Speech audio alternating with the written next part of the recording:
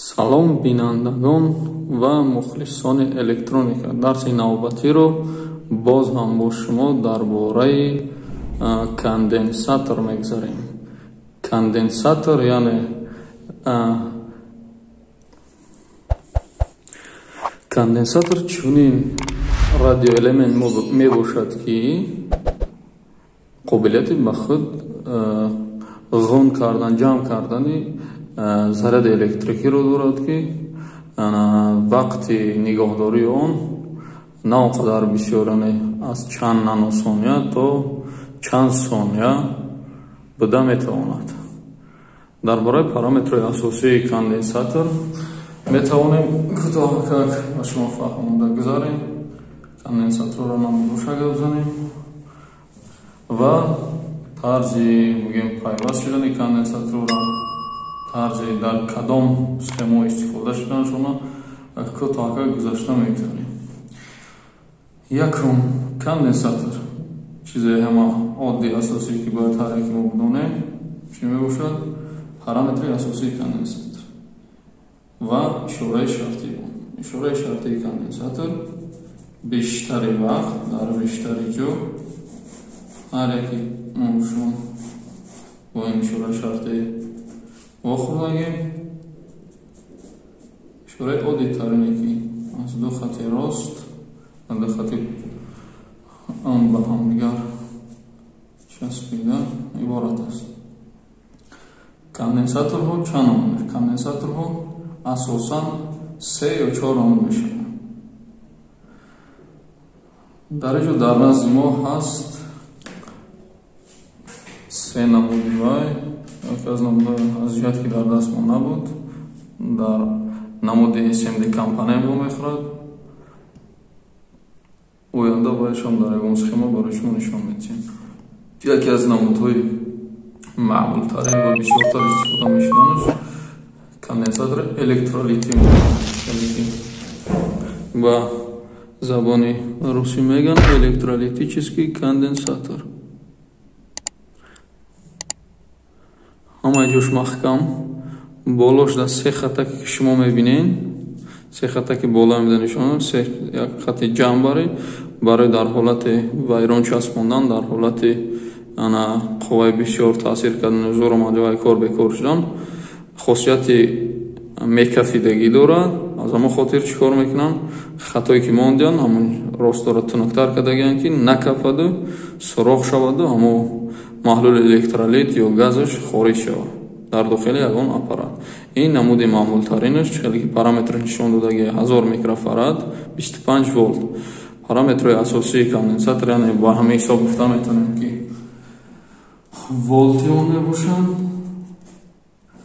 ва чизе ки ишора кардем аз нано фарад сар мешад, микрофарад ва ҳаст пикофарад ва фарад хирӯш.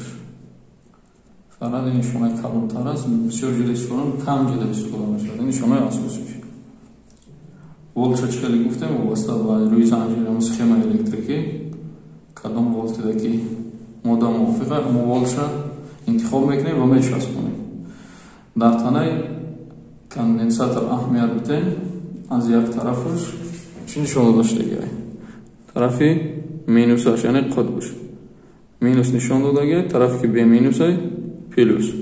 дар вақти часпондан дар танаи схема бисёри схемаода вақте аҳамият додаги бошем як тарафи ҳамин схемаро чикор кардагиам?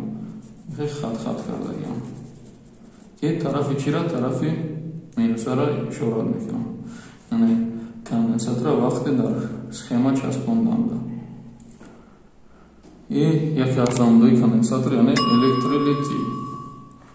метавонем дар ишил қолабам дарёфт кунем вобаста рӯи дохили схемаи мо ки чанд қадар ҷое дорад барои часпондан. ин намудошам метавонам ки бошам. тарафи минусш худш нишон додаги, тарафи плюсшам ҳамхел. инам конденсатори гуфтем электролитӣ. дар дига параметрам, дар дига значениям рангу ҳархела ишам ҳам хел суроხია дорад. дуюм намуди мо конденсатори чӣ хел ҳаст? дуюм намуди мо конденсатори русиқати плёночни меган. тарҷумаи тоҷикиша намедонам чӣ хел мешавам, плёнкагӣ меша ба фикрам. дар дохилаш ҳисоби ки плёнка аст, дар байни дута ана фольга меган, фольгаи печонида шуда, дар байншон электролит, маҳлули диэлектрик, электролит дар дигари конденсатор диэлектрик. дар байни ӯ гуфтагимона ҳам электролит ҳам байни дута пластинкаош диэлектрик, плёночни. ишам дар танаш параметроша чӣ кор кардаган навистаган, агар аҳамият бидем. ин дуюм намудаш. бо дорем конденсатори чӣ хел, яъне сеюм намудаш намуди керамический.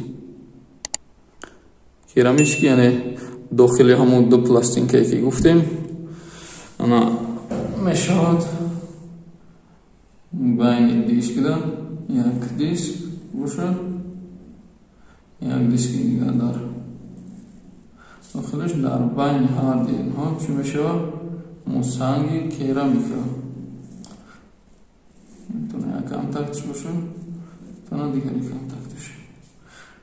дар байни амо дар байни ду диски бигем металли, пластинкаи металли, як диски чи керамика санг бошад.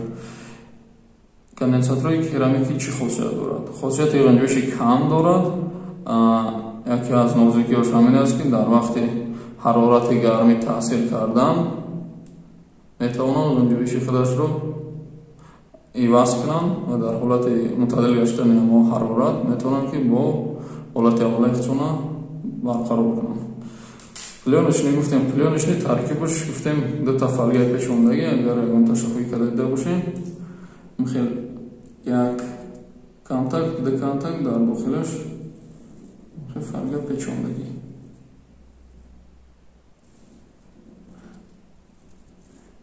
байни фольга маҳлули коғазмонанди диэлектрик ва байни пластинкаи фольга электролит ва дуто пластинка дар дохилаш мебошад.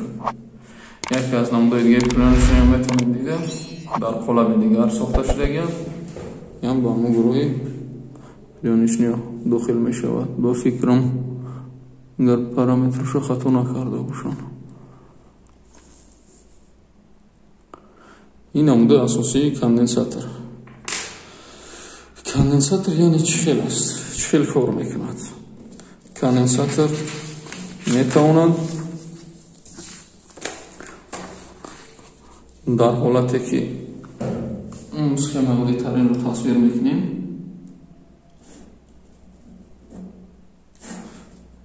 трансформаториро параллелно баъд аз трансформатор метавонем монда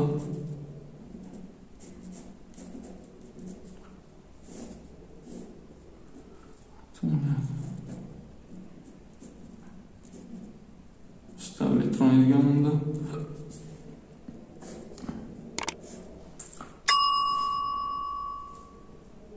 асон метавонем ки питанеро бигирем. метавонем ки болои иждам через чӣ бигирем?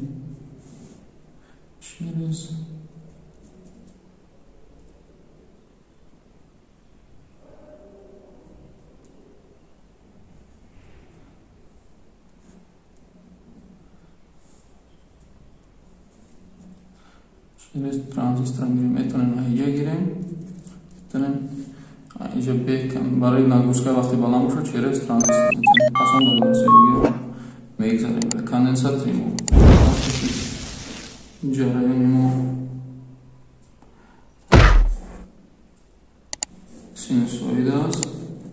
вақте ки барои ҷараёни постоянно мекунем баъд аз баромадани диодни мост тариҷамо тасвир накардем, пас вақте ки гузаштем тасвир мекунем. ша агар дидагӣ бошем ҳаматон.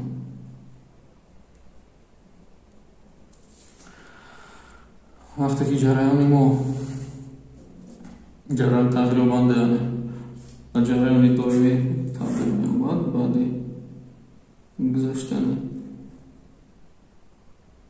حالی هم میتونه چی؟ میتونه کمبود داشته باشه. یعنی اگر 5 ولت باشه پیک ما 0.5 ولت.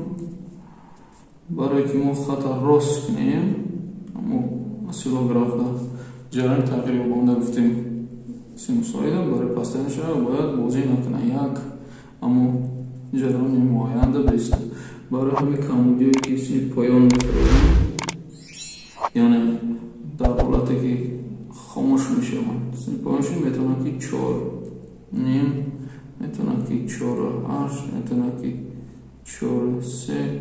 برای همین حالت نشیدن در وقتی که تاپ میآید پلوس مینوس ما در جریان تغییر یابنده در یک سکوند 50 گرس باشه 50 برجاش حلش میکنم.